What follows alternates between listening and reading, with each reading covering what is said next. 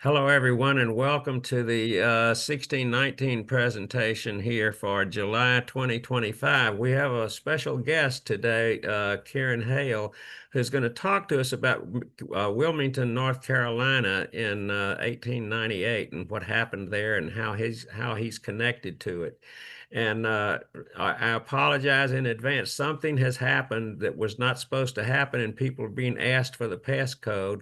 I just sent out what I think is a new link. I got the link from the meeting here and sent the link, and it should include the passcode in the link, but I don't know who's going to get it. So we're having a real disaster in progress here. So my apologies to you, Karen, but with that, I want to turn it over to you and let you go ahead. Karen is someone that I met recently through the Southern California Coming to the Table chapter, which Oh, I've been okay. involved in. And so Kieran told us a little something about his history, his personal family history, and his connection to Wilmington. And I said, gee, that is very interesting. And I invited Kieran to come and tell us about it in 1619. So that's the background of where we are. So with that, Karen, I'm going to turn it over to you, and you can go right ahead and give us what you got. And let's hope for the best. Hope other people can get in. But I do have the recording going, so we'll be able to put that up. Okay, sure. So Thank, thank you, Karen. oh, of course. Thank you for having me. Thank you for inviting me. My name's Kieran Hale. I'm a musician, composer, studio engineer guy, multimedia producer, game designer. I'm originally from LA. I spent about 15 years in the San Francisco Bay Area and then moved back to LA in 2019-ish. For the past maybe decade or so, I've been working around this particular issue, which is the uh, at the time it was called a race riot. That's kind of problematic language. In the contemporary, it's referred to as the 1898 massacre and coup in Wilmington, North Carolina. So I'll just kind of get into it. It's kind of a weird, crazy long story. We'll get to it. I'm going to try to share my screen actually, if that's okay. Can I do that? I just have some photos put together that might help. Yeah, great. This looks like it works. Okay, All this excellent. should happen, but something has changed that we don't know about. So we don't know what we're going to find here, Karen. So we're Okay. flying blind here. Well, sure. Let's just, take it as it comes. That's Yeah, fine. it That's, looks like it's working. yeah, I think so. Um, so a lot of the story focuses around this guy. His name's Alex Manley, and he's my great grandfather.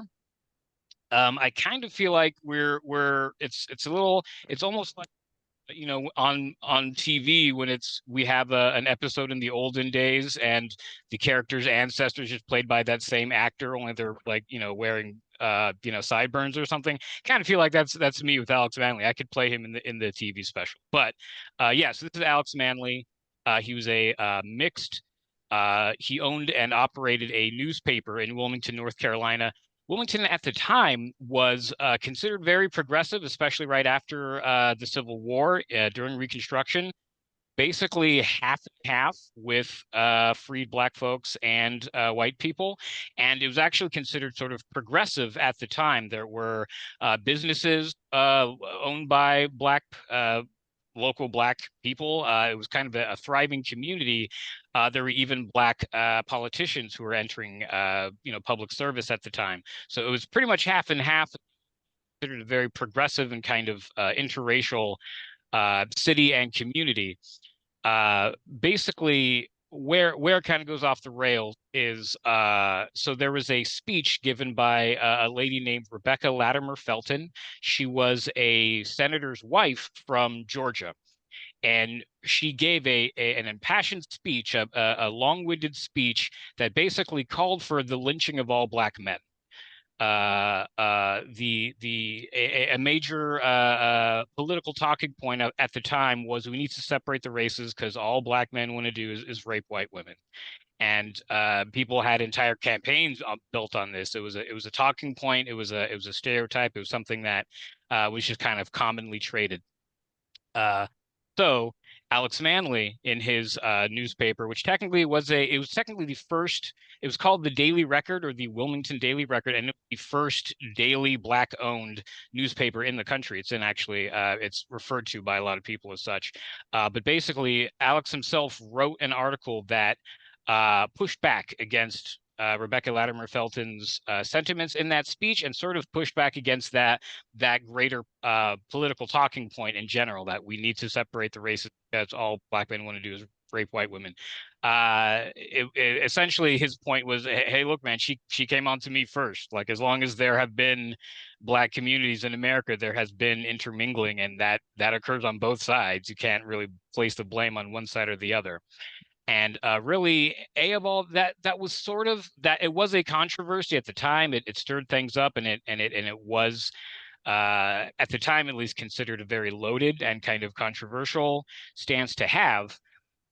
But B of all, it was actually scooped up and picked up by, there was a I don't want to a secret society, you might say. At the time, they're actually called the Secret Nine, but basically the white contingent of the town and of the state at large and other places of the South were basically planning to take back the social power that black people had sort of carved for themselves at that time.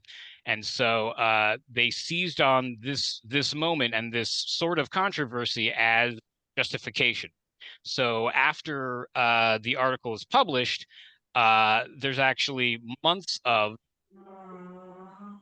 Yep, some stuff here. Hang on. So yes, after the article is published, there's actually months of propaganda singling out Alex Manley specifically, but also just talking about Negro rule, all of this. It became a huge sort of talking point that Negroes were trying to take over in Wilmington, North Carolina, and that was kind of justification for a growing movement that nowadays we would consider it sort of extremist, but they would have these meetings out in public. They were quite out loud and quite upfront about their intentions at the time. This is what is it? Thaleen Hall. It's City Hall, but it's also a opera house in the city. And actually, let me skip forward a bit. This guy, Albert Waddell, gave a huge impassioned speech on the steps of Thaleen Hall and inside Thaleen Hall. And he was a former colonel during the Confederacy, and he kind of picked to be the leader of this white supremacist movement and motion. Anyways, yeah. So what eventually ended up happening is just after the election day in 1898, they basically pronounced that if Alex Manley wasn't killed or exiled, then they were going to riot. And there was a lead up to it, and on November 10th, which I believe was like maybe one day after the actual election, it happened. And so it was violent. They were killing innocents, and also even white supporters or white public figures, politicians who were in favor of an integrated society got chased out of town as well. So yeah, and yeah, so let's see. I have some supporting stuff. This is an older Alex Manley with his wife, Carrie Sajwar, who she was actually out of town at the time that the actual riot occurred. She was performing in London. She was a singer with the Fisk Jubilee Singers. But yeah, yeah. There's actually quite a bit of photographic evidence about the violence itself. They were taking pictures. They were stopping and posing with stuff. This is a wagon full of dudes about to go commit violence, and it's kind of hard to make out. But on the very back, there's actually a mounted machine gun. They actually rode down the street with a machine gun, using it against unarmed civilians. They were destroying businesses, and this is the site of the Daily Record itself. This was the printing press, which was actually I've been here multiple times. This was a building beside a church, so they burned it down, and they all posed for photos. It was a big thing. Uh, and all of the city officials who got chased out of town, basically members of this mob ahead of time had picked, okay, well, you're going to be the mayor, you're going to be the treasurer, and they installed themselves, swore themselves in. It was basically a hostile coup. It was a hostile takeover. And basically one of the only examples of that we have in American history. Some people have said it's the only successful coup in American history. That's kind of debated because we've now learned that in other parts of North Carolina on that same day there were similar actions like this in small towns and in other counties. But Wilmington is kind of considered like the the petri dish, the test case for it. So Waddell himself, the figurehead of this movement, installed himself as mayor, and to this day, that has never been officially reversed. In 1998, which was like the centennial, uh, people talked about it, and basically the local governance at the time put together a historical commission, which took almost 10 years to finish. I believe it wrapped up in 2006. There's an official report. You can actually go read it. It's public, but it's a bit blocky and kind of hard to get through. But that same report was kind of condensed into a book called A Day of Blood, by the same historian author named Leray Umfleet. But yes, so it sort of re-entered conversation around that time in 2006. And it's yeah, it's out there, but in that preceding 100 years it basically was not talked about, or if it was only spoken of by the aggressors, not by the victims, really. um so yeah, I think that's kind of a, and so yeah, here's just kind of another example of, I believe this is an article from San Francisco at the time, so it was talked about, it was known, but it was not, there wasn't an official response. Alex Manley himself heard about it. He had friends in town who had been at some of the speeches and knew that it was about to happen. So Manley and a few of his brothers snuck out of town the night before on a cart. And kind of a funny aside, because he was so light skinned, he could pass for white, and so on his way out of town, they had sentries sort of circling the town, looking out for him specifically, but for any black folks trying to get out of town. And on his way out, they got stopped by a guard on a horse, and he said, hey, keep your eyes out for that nigger Manley, and they threw him a rifle and said, keep your eyes out, and he was like, oh, okay, yes sir, okay. And they went on their way. So just by the skin of his teeth and the fact that he happened to be able to trick a few folks on the way out, he made it out of town. He, in the immediate aftermath, went to Washington, D.C., lived there for a year or two, and then eventually relocated to Philadelphia. While he was in Washington, D.C., he actually made several trips. I tried to sort of lobby the White House to intervene. There was no official response from the president at the time, who was McKinley. Some historians have suggested that McKinley was actually for it and had tacitly approved of what was going on, and had intentionally not provided any support to the survivors. So yeah, Manley eventually kind of relocated and moved on to Philadelphia. He basically lived as a painter from there on, but the family still hosted traveling Black artists and academics. They hosted Du Bois for a weekend, stuff like that. This is actually Alex Manley's son, who was Milo Manley. Some say Milo Manley. It's kind of, he accepted Milo, but amongst friends he preferred Milo. But yeah, this is Alex Manley's son, who was my great grandfather. And just because of who he was and where he was and kind of how he was positioned, he had his own career in social rights and advocacy. He was actually one of the co-founders of the Urban League. Well, he co-founded the Armstrong Association, which eventually became the Urban League. But yeah, so that's that. And yeah, and so goes history. I heard about it. I first heard about it from my uncles when I was maybe a teenager, I believe. My uncle just kind of hands me a history book and says, "Hey, they chased us out of town for speaking truth to power. It's pretty wild." And I'm like, "Okay, yeah, sure." Uh, and I'm a kid at the time. I'm like, well, black folks suffered all the time in the history of this country. What makes this any different? I've really kind of I absorbed maybe in my mid 20s I did a few years of just doing community college, and I just kind of threw myself at whatever subjects I found particularly interesting or important, and I spent a year studying black history and black psychology. At that time I wrote two papers about it. My first paper was about the event itself, and my second paper was about Rebecca Latimer Felton and the political climate and situation that dictated all of this. And then at that time, I kind of absorbed all of the publicly available information.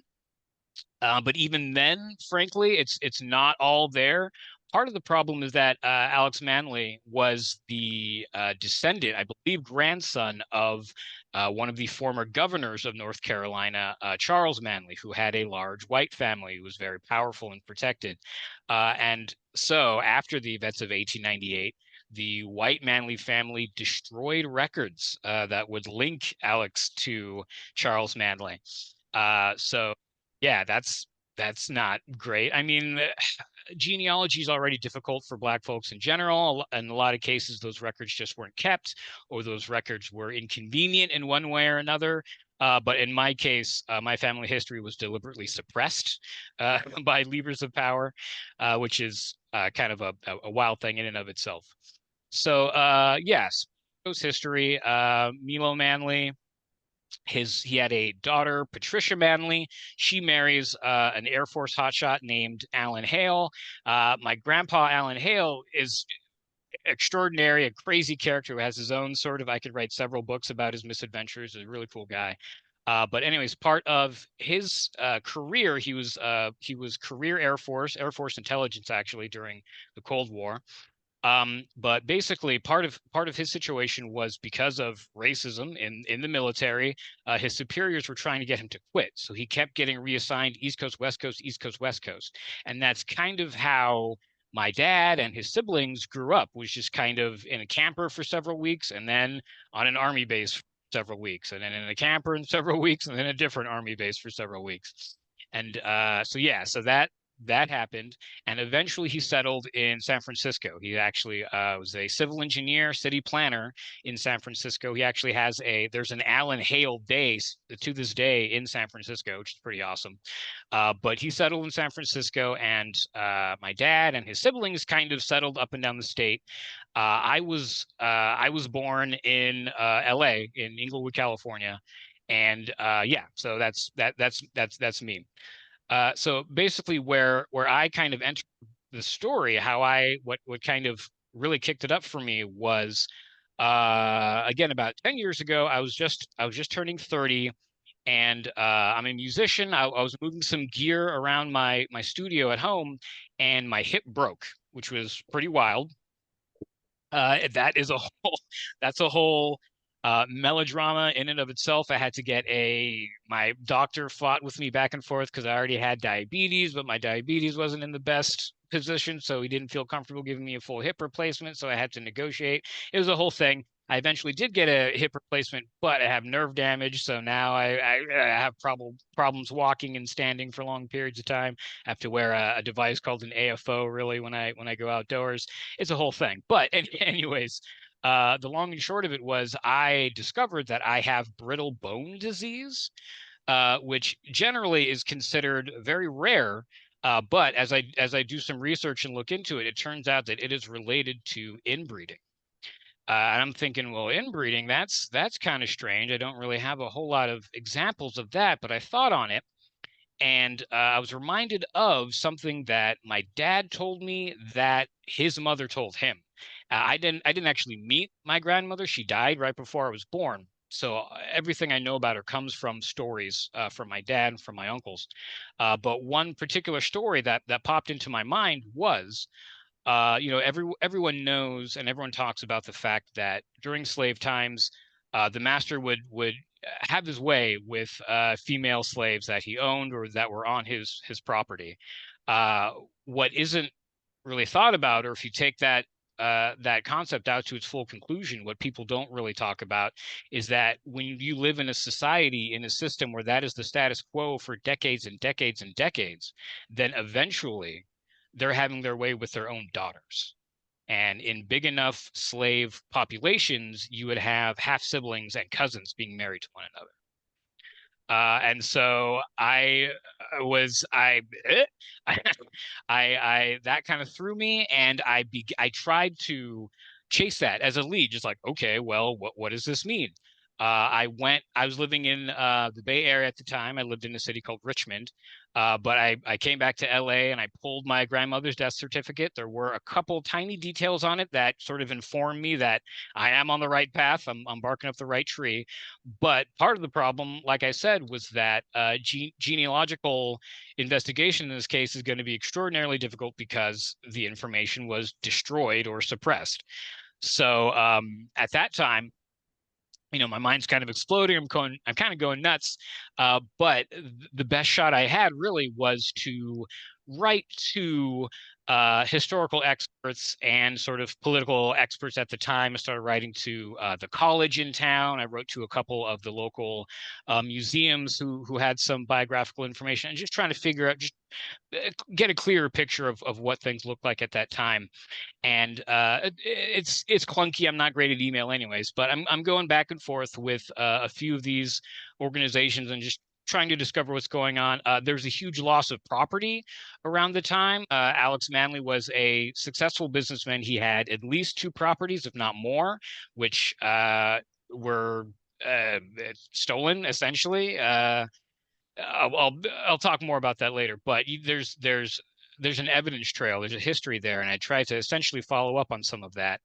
And anyways, while I'm doing this, while I'm going back and forth and kind of corresponding with folks, while we're in the middle of all of that, January 6th happens, and that really it happened, and I was just kind of like, wow, I can't believe it. And then after maybe 10-20 minutes, I got mad. I got very angry about it, and decided to take sort of an active stance. And so after that, again, looking toward the contacts and friends that I was starting to make on that side, I actually started visiting Wilmington, North Carolina, and looking physically in these places. And so that's been kind of a wild process in and of itself. This is from one of our first trips. That's actually my cousin Layla on the end, my wife Priscilla in the middle, and myself. We were at a radio station actually, but yeah, every time we've gone down, I've tried to make it a point to. We've done interviews with local television, local radio. I'm on someone's podcast. Like, I'm deliberately just trying to get the word out and trying to really just kind of put a face on the human toll of this. But yeah, so I haven't gone yet this year, but for the past, geez, January 6th was what, 2021. So it was so yeah, for the past 4 or 5 years basically, I've been going at least 2 or 3 times a year to Wilmington. And it's surreal. I can't even begin to put into simple words how I feel about it. I have a lot of feelings about it for sure. But while I'm doing that, and while I'm sort of communicating with the media, someone from PBS actually reaches out to me. So this was and is there was PBS did a movie length documentary about it. It's on demand on their website. It's on YouTube for free, but it's part of the American Experience series. And basically, while I was out there doing some of this work, the two directors would occasionally sit me down for an interview, but otherwise, they actually rode with me, and I had a camera crew follow with me on a couple of the things we did out there. I went to a particular restoration place in Greensboro, North Carolina, and actually got a one of the newspapers from the Daily Record that most people had thought was destroyed. We went to the site of the Daily Record itself that had been burned down, and I organized and hosted a sort of a multi-faith blessing on the site. We had priests and rabbis and monks come out and each kind of give a blessing for the site, and we all kind of had a big talk about it and a big hug about it. But yeah, that's kind of the kind of most of the work I've been doing around it. I one of like Dick had mentioned, one of the major that I've been working with is Coming to the Table, and the head of Coming to the Table in North Carolina is a friend of mine now named Dr. Kim Cook, who she is a essentially a what's the word, restorative justice professor, and she's essentially a scholar of wrongful convictions and miscarriages of justice. And so she's actually been a great friend to us when we travel out there. We actually stay at her house. She's very sweet, very cool. And she's again, she's a professor and kind of one of the heads of department at UNCW, the college in town. So we've done multiple events where I've given talks at UNCW and sort of interacted with the academia and the historians around there. And every chance I get, yeah, I have a list. I've done research into the properties that the Manley family owned and the legal levers by which the perpetrators used to steal those properties. The messed up part is that in a contemporary sense, looking back, it's all legal, right? I've thought so much about suing or doing this or doing that, and in the contemporary, it's legal what they did. So I don't really consider myself a politician, but if to affect some of the change that I think is really called for, I might have to run for some kind of local office in Wilmington, North Carolina. That's kind of hard for me because, like I said, I have multiple health conditions. I have diabetes. I have this other thing I'm dealing with. So there is not the same kind of public option for healthcare in North Carolina that there is in California. There is an option, but it's not the same. So I'd have to move there and get a decent job and work that job for a couple of years, and then maybe it's kind of a big picture plan that I haven't exactly pinned down yet. But I am considering it, and I have friends in kind of the local governance that I'm still working with. Uh, but yeah, so I do recommend the movie is actually really good. They do a good job. They have like talking heads and experts kind of all talking about this event and the major players in it and everything. It's really well done. And then I have just kind of as extended reading, here's some other books about the subject. I mentioned this is A Day of Blood, which is the kind of condensed and bookified version of the 2006 historical report by Lorraine Umfleet. I've met Miss Umfleet. She's actually really cool. She's good people. This is actually a really good one, Cape Fear Rising, by Dr. Philip Gerard. I met Philip Gerard on my first trip out there. He was a very cool dude. He actually gave us some of the research he had done in this. He gave me one of the addresses, actually, one of the properties, which is fantastic. And he was a really solid guy. Unfortunately, he passed away, I want to say 2 years ago now. But yeah, shout out. And then these other ones I have not read yet. I'm terrible at reading. I had to for college, but besides that, I hate to read. Sorry to say. But one of the major ones, Wilmington's Lie, David Zucchino. I almost met David Zucchino once. It just didn't quite work out. And We Have Taken the City by Leon Prather Sr. But yeah, so that's basically it. Is this thing happened, and part of it for me is just I really feel uh compelled, obligated really to push back against so commonly in the contemporary. I'd say a major talking point for conservatives or for the right in general is just, well, slavery was such a long time ago, or Reconstruction was such a long time ago. How could it possibly affect us now, or why should I participate in that at all now? When the reality is, someone like me minding my own business in California, was very directly affected by this history, and I feel a very strong compulsion and obligation to kind of push back against that and kind of speak up about it. It is almost incredulous, almost unbelievable in its horribleness. It is extraordinarily horrible, but at the same time, there's so many people who just treat you like you're a conspiracy theorist or whatever. This is proof that the man exists. Essentially, this is proof of something awful.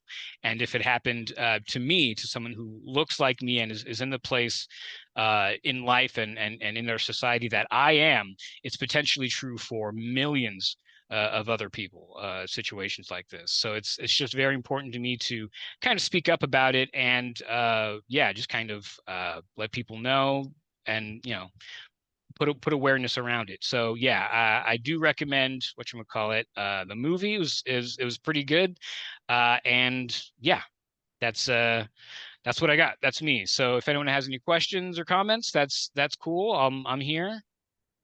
Oops, let me see. Can I stop sharing my screen now? Hang on.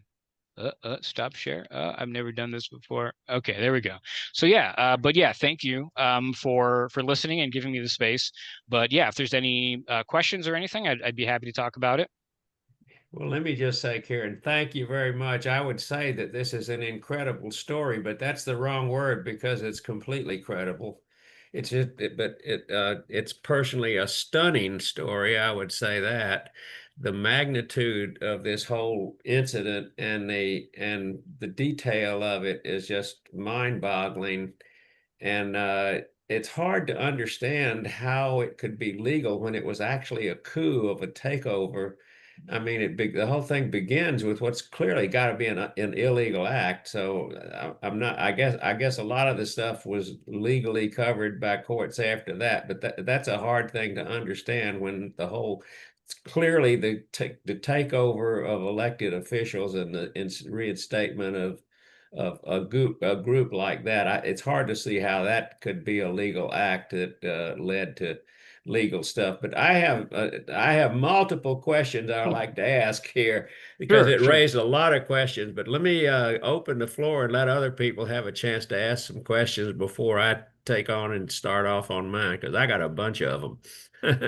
So who else would like to say? I can't see, by the way, so I can't call on people. So Sharon, can you see who people are and see if anybody is ready to? I just have a comment, which is that how is it that, and I know the answer, but how is it that once again we are learning about a significant historical event that was never part of our history? I Yeah, mean, that I- and that as that an educator, that's just a yeah, absolutely. And a part of kind of the talk now is having it covered in schools and having it be a part of different curriculum sets. But you're right that it usually even people in Wilmington, North Carolina, when I talk about this, are completely flabbergasted. So yeah, part of it is, like I said, there was a deliberate attempt to cover it up, but even the stuff that was talked about, it was normalized. It was not treated as wrong in any way. And comment. to kind of respond to Dick's comment about how could it be legal, it's almost Airbud rules. It's almost like, well, there's no law that says you can't violently take over a city, so and if you just don't put it down in the books, then the next mayor or county commissioner, whoever, just signs off on it and life moves on. And that's kind of how they treated it, which is horrifying and wrong. But yeah. Yeah. Well, let me just comment on one other thing you said about that being so long ago. The whole concept of the 1619 uh, thing that Nora did is that it's not so far back, and we are living with it today. And it just comes out in different ways in different places. And so I'd say that.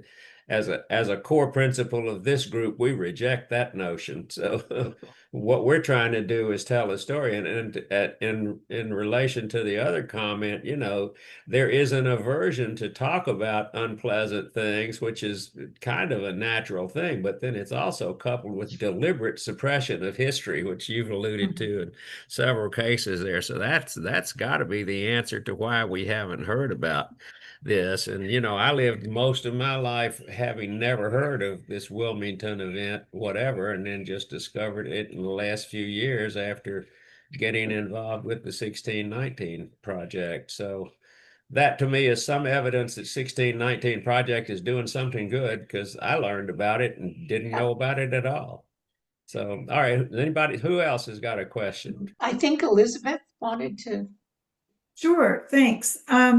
So I think it really brings a very personal story to that, to the transition from Reconstruction, when voting rights were allowed, and then we had Black elected officials. And this is a personal story of the backlash to that. Do you have a sense of, and can make any connections to then that shift to that led to the Jim Crow laws, and how, like, what happened from there? Yeah, thank you for asking. It's actually a great point. Yeah, so actually, when I talk to other historians about it, a lot of people essentially consider Wilmington was the test case. It was the prototype that we saw repeated in Tulsa and Philadelphia and other cities. I actually follow a page called the Black Massacres Project, and there's an entire map of violence against Black and brown folks, mostly on the East Coast and in the South, but it kind of happened throughout that period. But Wilmington was kind of the first case of that, where others who were in a similar position was, oh, we can just kill them. We burn down their houses and properties and take it, and they won't fight back. Okay, great. And so that, there, it was a lot of the times when you talk about Wilmington, it's in the context of, well, this brought us to Jim Crow, or this is how it was normalized, essentially. So So then you were saying that it's been pointed out that it was a political coup, whereas in Tulsa and Philadelphia it was a decimation of business and wealth. Is that kind of what we take from it? Yeah, I mean, the same could also be true in those places too. I think maybe creating a straw man to take down is the business sector, or the public facing side of it, but it's all about taking power and giving more social, political, whatever power to the white people in town, or the levers of power that happen to be controlled by a white majority. Anybody else got anything there? No raised hands. Let me just say, I grew up in Shreveport, Louisiana, which is not that far from Tulsa, and we didn't have a whole lot of connection or relationship to Tulsa. But I know that when I was in high school or college, I had learned something about the Tulsa, what they called race riot, which that was the way it was described, as a race riot. And of course, I never learned very much about it, and learned a lot more about it many, many years later. Uh, it seemed like in some respects was a different kind of event, in that it seemed a little bit more like a more spontaneous thing, whereas one of the striking things about this thing in Wilmington was that it was planned basically as a coup and a takeover. So that really stands out to me as a significant difference between the two. I haven't heard of anything like that being connected to the Tulsa thing, but the complete devastation of the Black community was the similar part of it. And of course, the racial bias that's behind the whole thing, that there's similar events in that respect. So it's an interesting comparison, and it's also interesting. I think you made a reference to this having happened in other places in the country. And part of my experience in the 1619 project is understanding how broadly this whole racial bias and activity has spread throughout the entire country. I always kind of thought of it as a particular problem of the South, but it's different in the South, but it's not it's not absent elsewhere. It's everywhere. And that's one of the things that I'm coming more to terms with in learning, through being involved in 1619. I was startled, for example, to learn that Glendale, right next to us here, was a sundown town. Oh, is And that right? yeah, Yes. and I didn't know that. Wow. exactly. And I didn't know it and would never have thought of it. I thought sundown towns were a phenomenon, a southern phenomenon, and it was not. They were all over the country. And the way I learned about it was, again, through coming to the table. There was a woman there who actually was a resident of Glendale and discovered, it's a black woman, discovered that had been a sundown town and the regulations were still on the books. And she started a campaign and wound up, I think it took, if I remember her story correctly, I think it took about 10 years for her actively working to do something about it. But it was just a year or 2 years ago that she got a formal apology from the city of Glendale for having been a sundown town and got the regulations officially removed from the books. I think they were taken off in 2014. That's my understanding. No, it was way later than That? that. Yeah, it was way Yeah, late. I was amazed when I lived there to find that Yeah, out as well. yeah. But anyway, we have a recording of her presentation for 1619 is up on our website, and you can go and look at that on there. And it was a great personal story because she was telling the story herself about what she had done in discovering it and deciding that she had to do something about it and then working to get it changed. But it was a recent kind of phenomenon to have that official apology made and get the regulations removed from the city charter.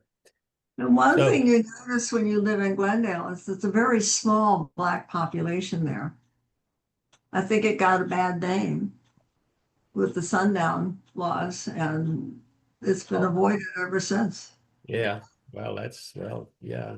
And now it's primarily, it seems like an Armenian town is my impression.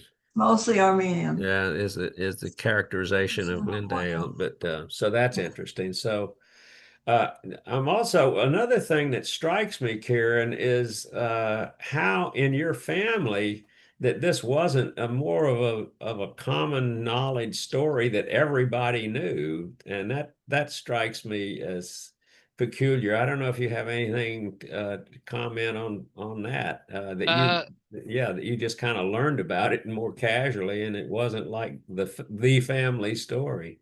yeah, it really was not talked about that much. Like I said, my uncle kind of made an offhand remark once. Mhm. I think we each like heard about it, each kind of did some level of looking into it or thinking on it, but really, like I said, until I started having more and more health complications in my own life, at that point, I started bugging my uncles, I started bugging my dad. I asked for more details, but I really kind of had to coax it out of them. Frankly, it was not something that we talked about very much.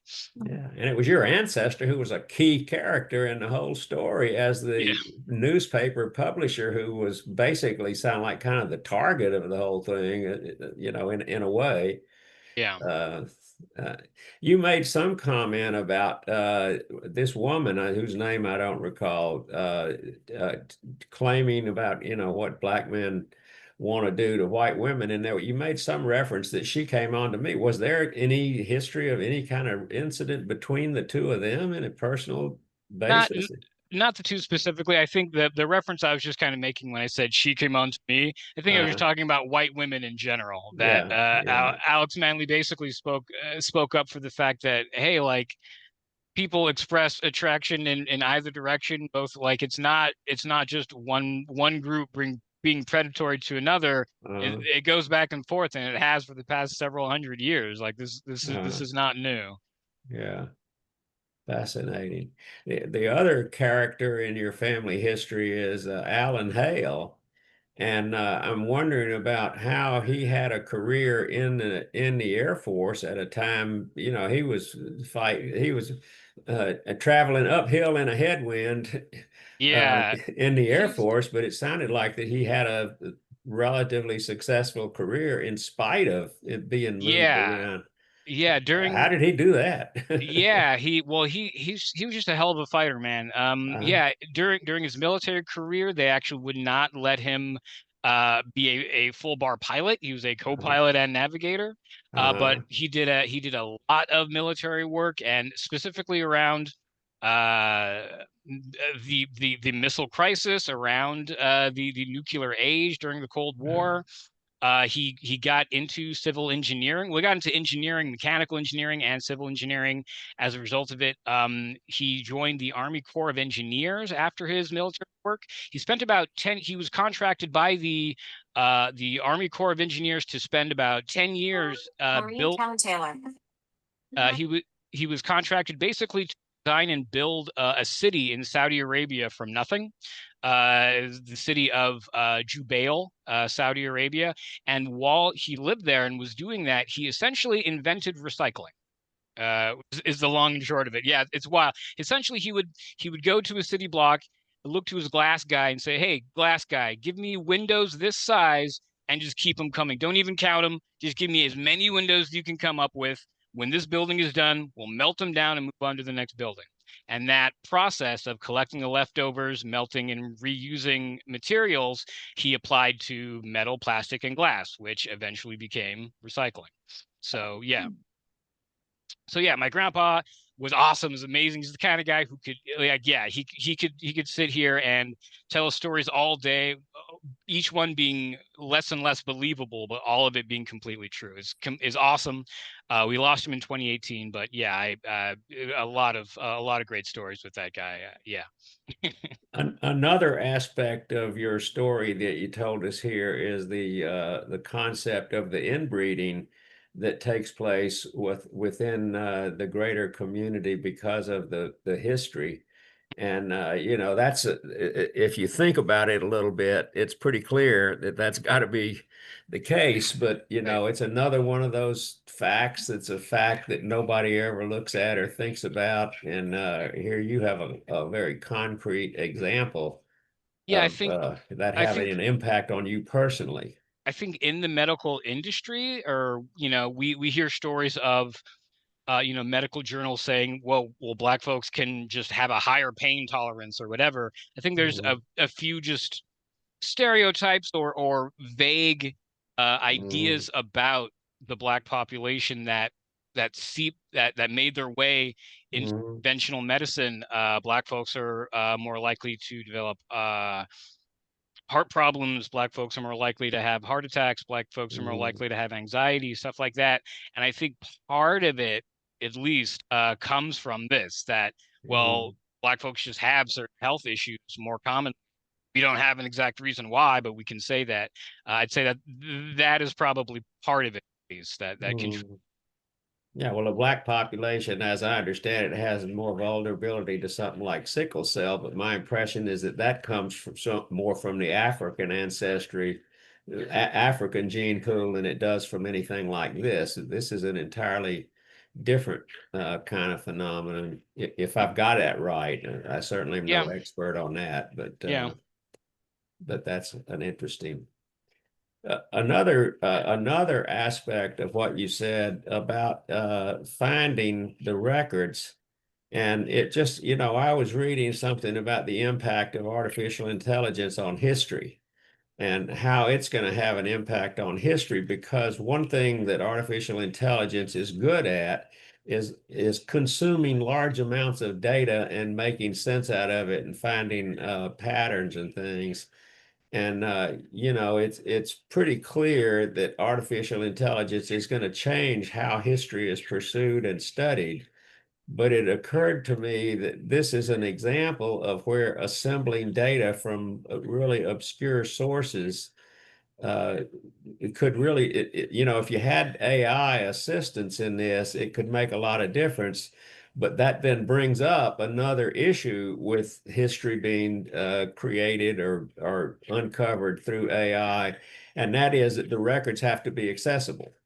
Yeah, And there is so, that. yeah, so AI history, when history becomes more dominated by AI research, it's going to reshape history toward data that is accessible to AI and take away some of the more obscure kind of individual research history that historians, by tradition, have done of digging out and But hey, ferreting out facts and information.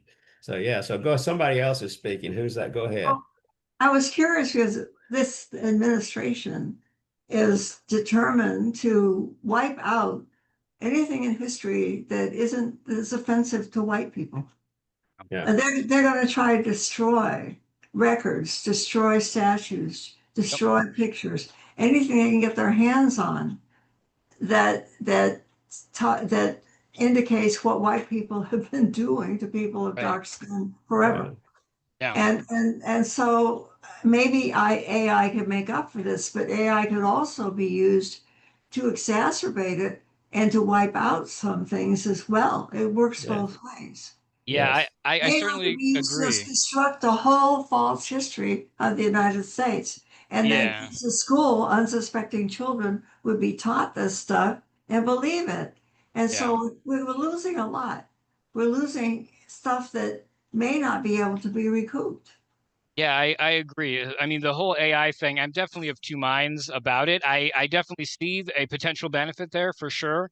Also, I am concerned about all of the misinformation or potentially inaccurate findings that have happened since we've had AI moving forward. But yeah, I kind of see both sides of it. I definitely advocate for a responsible use of AI, but again, we'll have to see how it all plays out. But I agree that there is kind of a fire under my ass to try to get a hold of what I can while it's still there.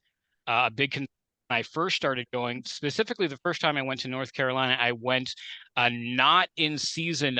Now I've been going on the anniversary of the riot and for specific things like the premiere of the PBS movie, so public facing things. But the first time I went, I made it a point to go out of season, kind of low key, kind of minding my own business, and really try to get in and get as many records, get as many artifacts as I could without the public making a big deal about it. So yeah, you're right that there's a bit of both there.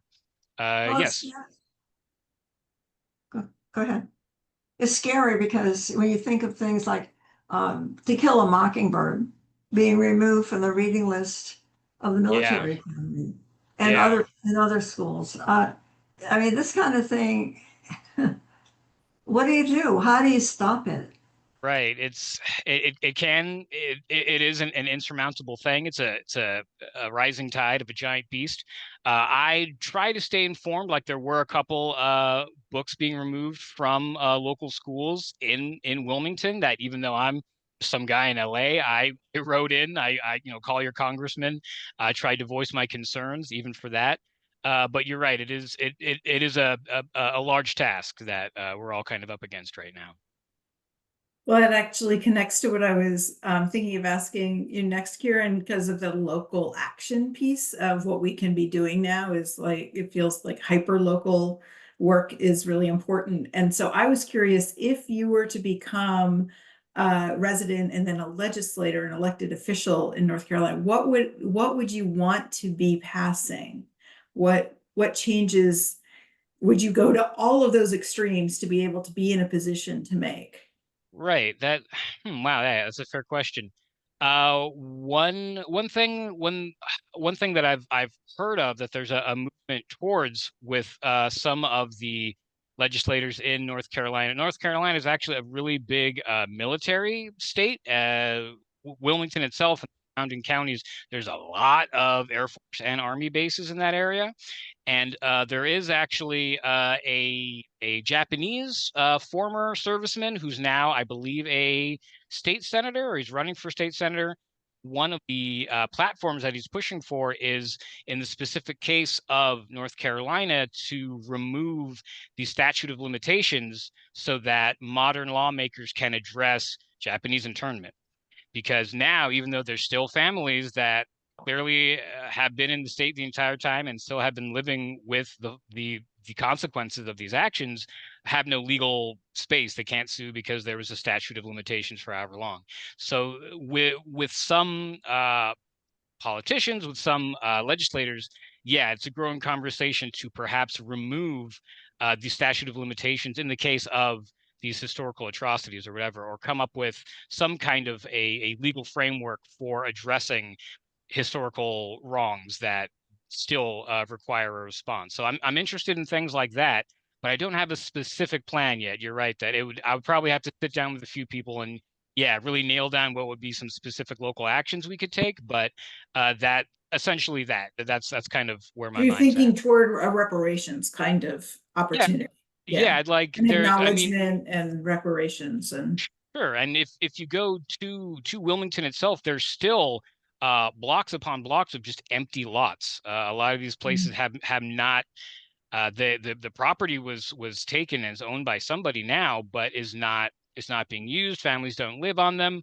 I identified at least one house that not Alex Manley, but actually the Sagwar sister, relatives of Manley's wife, is still in town and is actually used as public housing for at-risk women, essentially, which I'm okay with that. I don't want to displace that use of it, but I would like to see those properties and those spaces. I'd like to see them given back to the families, essentially. Thanks. Thanks for sharing your story. Absolutely. Yeah. Thank you. What is your sense of Wilmington and North Carolina as you travel in and out of there? What is your sense of the degree of awareness or understanding or acceptance of this in that community? Yeah, well, I'd never been to the South in general, to be honest. It Uh-huh. was a huge culture shock just being there. Uh-huh. One thing that really stands out to me is that there's still a culture around the Confederacy, that Yes. there's still battle cannons sitting out in the middle of fields, and in the same corner store where you stop to buy cigarettes or gas or whatever, or an energy drink on your way to work, there's ammunition behind the counter, stuff like that. So there was a culture shock around that, just for me in general, just like, oh, okay, that's you guys are still thinking about that. All right, awesome. But even around just the idea of I don't know, all these tiny little things that existed antebellum are still there, right? I went to just a posh little shopping mall just to have lunch with my wife, and this little complex on the edge of town is still called the Cotton Exchange. So so yeah, there's just there's it's a kind of sort of uh, halcyonic nostalgia around pre-Civil War norms that is still there, that is still there, that it just kind of is weird to me, I guess would be kind of the simplest way to put it. But that removed, I would say the people in those spaces are not the ones interested in this kind of story. Even when I talk to people about this, like I said, most people don't even know it happened, or if they do know, they're like, yeah, that's something my grandpa said once. Yeah, whatever. Yeah, there's awareness and acceptance. There's a sliding scale to it, and I've kind of that was kind of part of my first couple of trips, was learning, where who's keyed into this kind of thing and who actually cares about this kind of thing, and who isn't, essentially. And that's still on my mind every time I'm in these spaces. There was a book a few years back. I'm not sure I remember the name of it. I think the How the Word is Passed, I believe. And it was written by a journalist who went, I think, to 7 different locations and did a chapter on each of 7 different locations to kind of illustrate something about Black history in this country. And one of the places he went to was a plantation that has been restored down in Louisiana that focuses on the black lives that were in the plantation, not on the white. So it was, you know, the orientation of what they're documenting in that plantation is quite different. And he went to New York City and visited the slave market there and talked about the slave market and the activity there.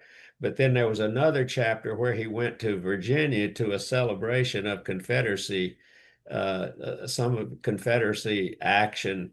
And the people who were there celebrating were wearing Confederate costumes and ball gowns and dressed up in Confederate gear and celebrating. And, you know, he was the only black guy there and going around interviewing people. And that was quite an interesting chapter. But I found it striking because I've never, you know, I grew up in Louisiana, but I never saw anything like that where they were celebrating and dressing up as Confederates and walking around in their finery Right.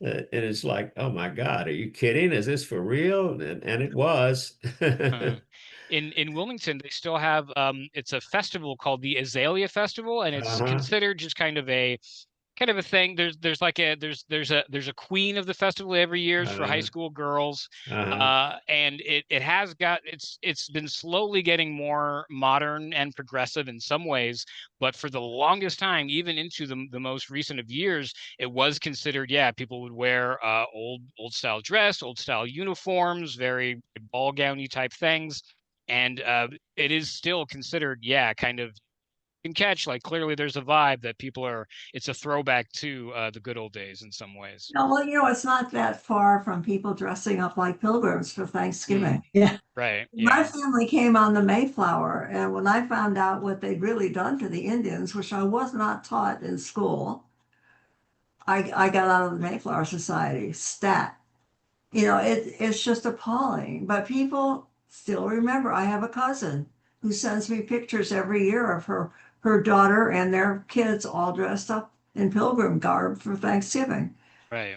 So people honor their heritage, whatever it is, whether it's good or bad.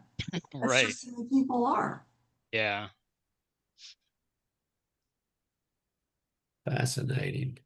So what comes next for you, Karen? Where are you going with the work that you're doing with the Wilmington thing? What Uh yeah, that's a fair question. I don't well, like I said, I've tried to visit at least a few times every year.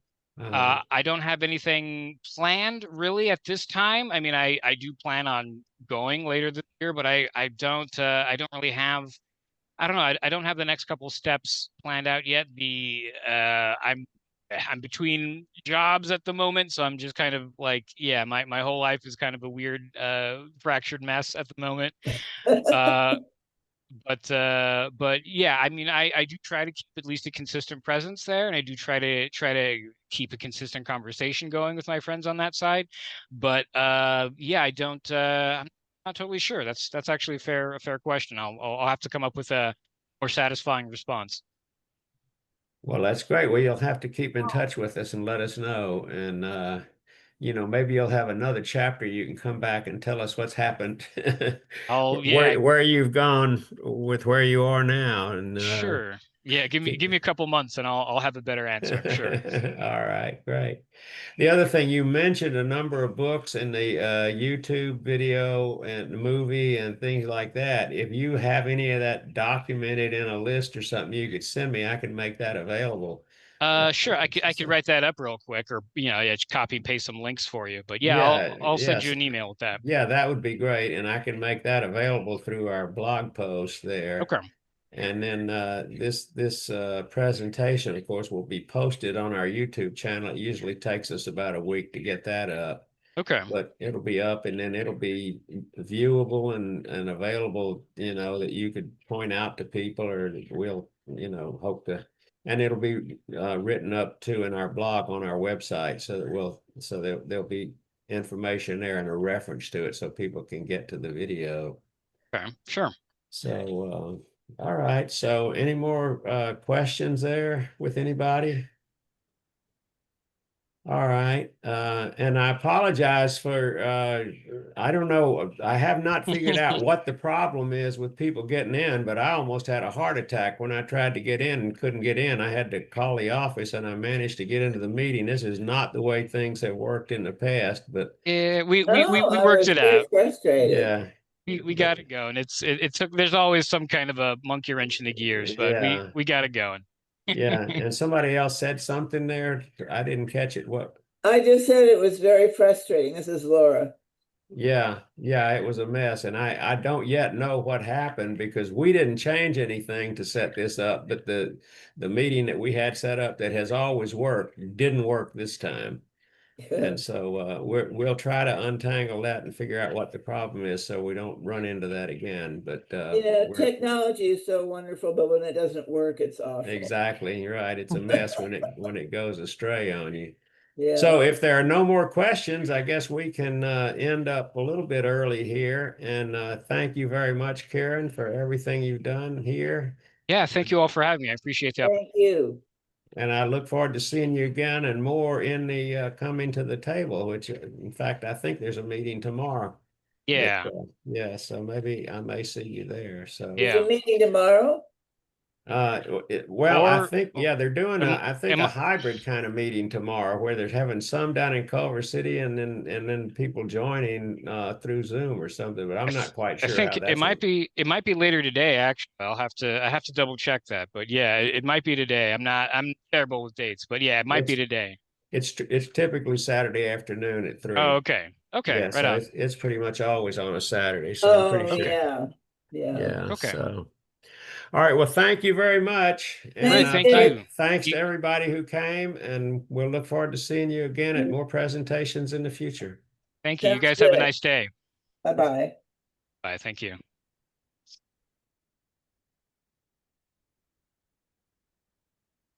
Now, if I can find out how to do it, I can get us out. Here we go. I found it. All right, goodbye, everybody.